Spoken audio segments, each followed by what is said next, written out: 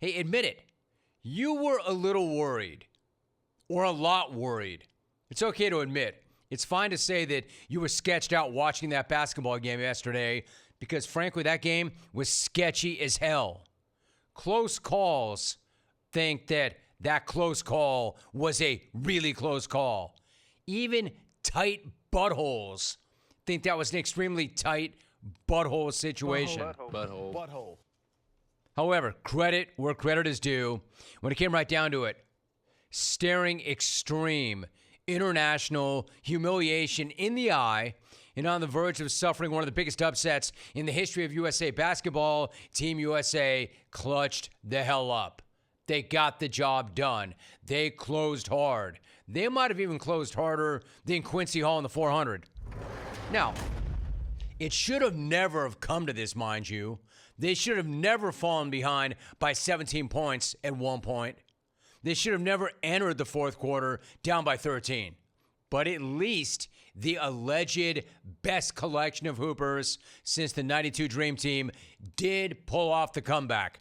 And it was pretty freaking awesome to witness. Now, I seriously doubt that the 92 Dream Teamers would have needed a furious 17-point comeback to beat these dudes back.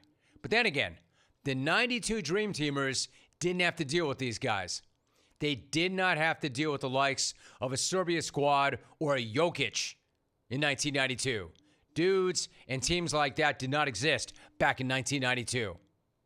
So I'll admit it, there were definitely some Dream Teamy vibes coming off of the Flag Bearer and Steph and KD yesterday. In fact, there were straight up Marvel Avenger vibes coming off these three guys, and I'm not even a Marvel guy. Three of the best players to ever do it, linking up in the fourth quarter to save themselves and all of us from global embarrassment.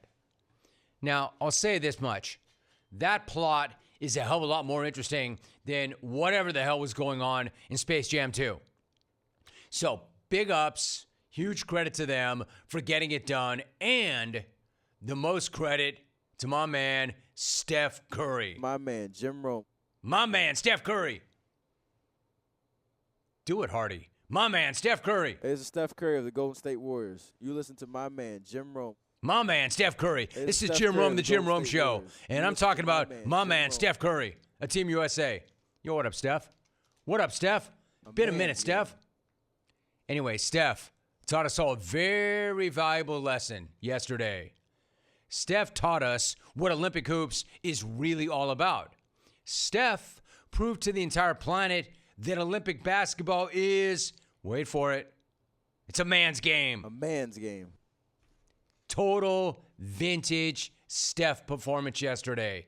And he had been struggling with his shot, too, throughout the tournament. You know, but like all the elite shooters, those misses before yesterday meant absolutely nothing yesterday. Not once did he sweat that. And then they started to fall. Then they started to go in. My dude knocked in 9 threes. Poured in 36 overall, and the U.S. needed every last one of those points. He started hot. He finished strong. Like I said, peak Steph, vintage Steph. And to hear him talk about the performance afterwards, you could tell clearly how much that game meant to him. You could tell how much that moment meant to him, and really how much it meant to the rest of them for that matter. Everything I imagined it to be. Obviously, this is my first go-around in the Olympics. Knew we were going to get challenged by a great Serbia team, and to have to beat them 3 times this summer was going to be tough. I just kind of got lost in the moment of understanding how big this stage is and what's at stake for this team. And it was special. It was the most fun, I've had in a very long time. And, to dig deep like we did with this group and get a win, special. So I'm kind of basking in that right now. And obviously know we got another tough challenge, France on their home court. Bask, bro. Bask. Go ahead and bask. Man, what class. He is all class, all alpha. How do you not love Steph? You earned it. Bask, bro. And that's really what makes the greats great, by the way. Being able to understand the gravity of the moment, to rise up in that moment, and then bask in the glory afterwards. That's what it's all about right there. That's what makes that guy that guy. That's what makes that guy that guy. And that's what makes all those legends so legendary. They're just built differently. Different dudes.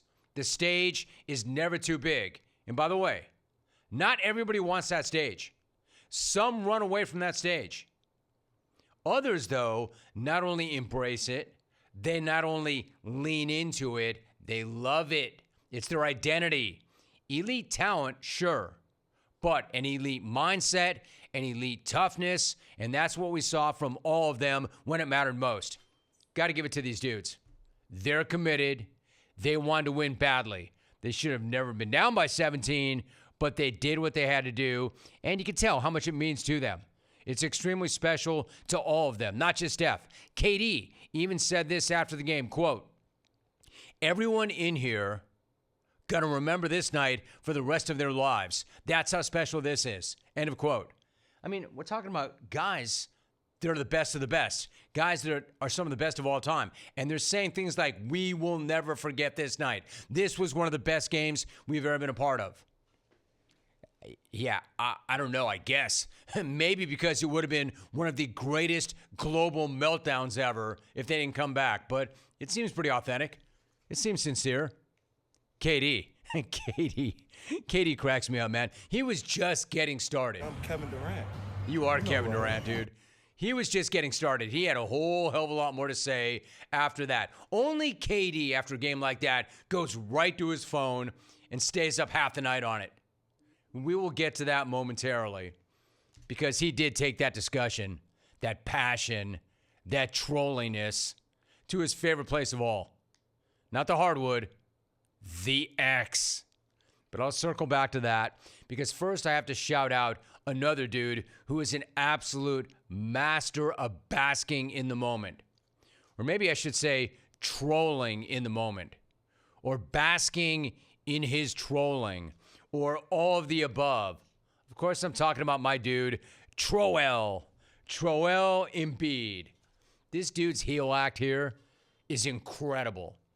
I mean, it's one thing to bait and goad the crowd when they're booing you, but it's entirely next level to turn it into fuel and enjoyment, and to convert that fuel into a crunch time stretch of domination that might, in fact, have been the difference in that game. I'm not kidding. If they don't get those 7 straight fourth quarter points from Joel, I'm not sure they actually finish off this comeback. That's how enormous he showed up. And considering Team USA recruited him in large part for his specific matchup and game to counter the Joker, I would say this guy came up absolutely enormous, which is why his troll act is so hilarious, because it's totally earned.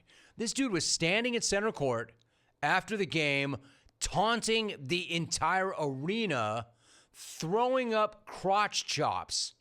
I mean, that's next level right there. Check this guy out. If you're watching on the stream, just mocking, taunting the entire arena. There they are. Chop, chop, crotch chop, crotch chops.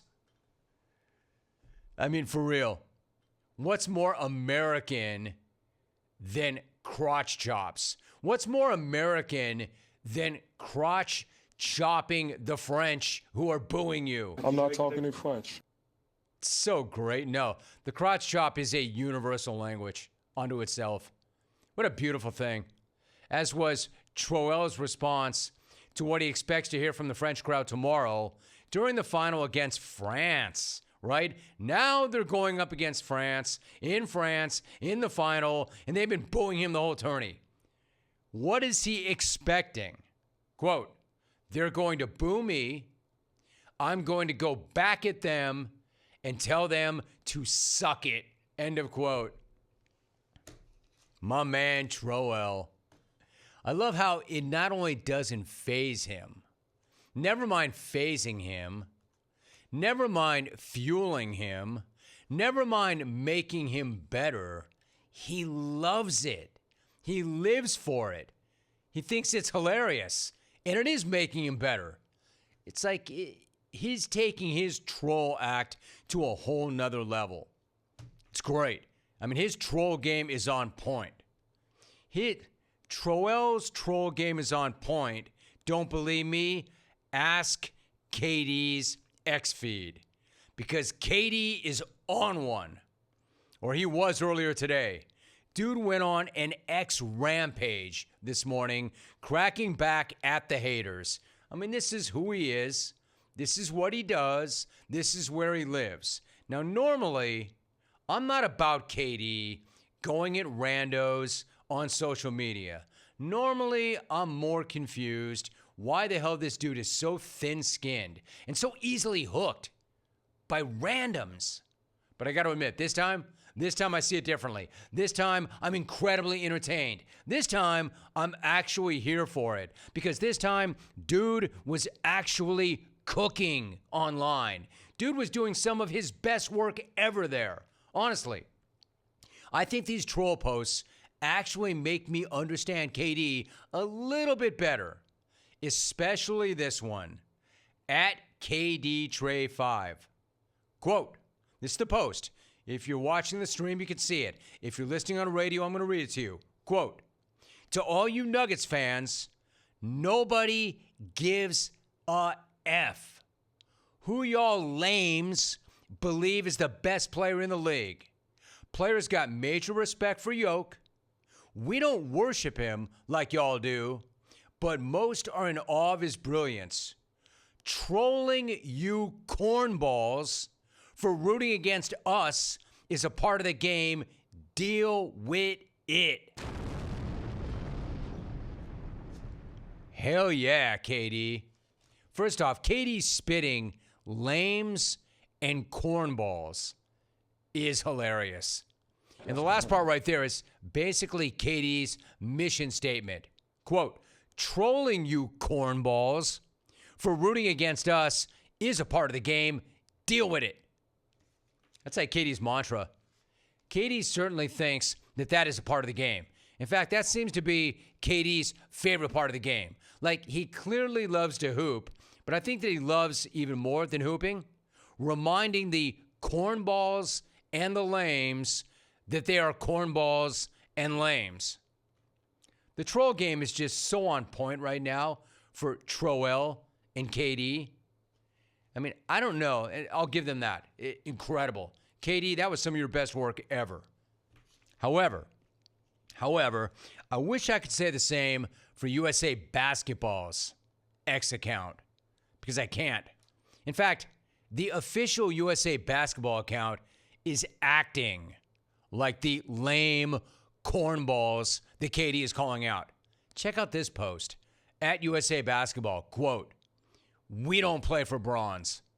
Hashtag USABMNT. Hashtag Paris 2024. Hashtag basketball. Come on with that, man. That's corny. You mean because Noah Lyles took bronze in the 200? The race that he ran with COVID?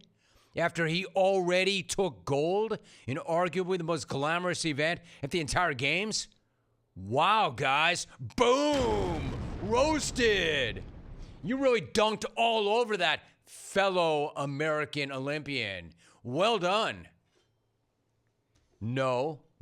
Team USA is not playing for bronze. But you know what? For 35 minutes, it damn well looked like you might be. For 35 minutes, it looked like you might be playing for bronze yourselves.